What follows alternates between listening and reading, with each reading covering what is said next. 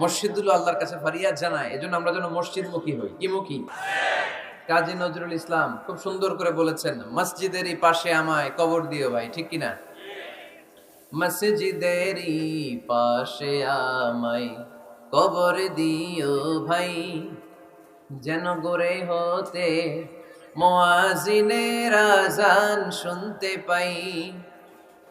আমার গোরের পাশে দিয়ে ভাই নামাজিরা যাবে,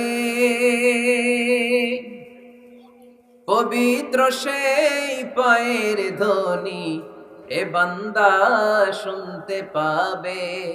গোরা যাব হতে গুনাহগার পাইবে রেহাই, মসজিদেরই পাশে আমায় কবর দিও ভাই। কত মানুষ নামাজি ভাই মসজিদাঙ্গিহীনাতে,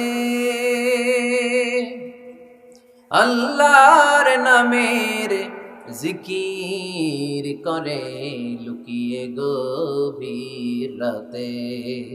আমি তাদের সাথে ওই আল্লাহর নাম জপতে চাই, আল্লাহর নাম জপতে চাই। পড়েন সবাই, মসজিদেরই পাশে আমায় কবর দিও ভাই, যেন গড়ে হতেও মুয়াজ্জিনের আযান শুনতে পাই। চিল্লায় পড়তে হবে আমিন।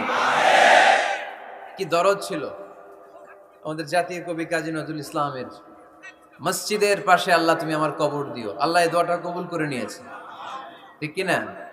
আপনার কবরের পাশে মসজিদ আছে না নাই? আছে।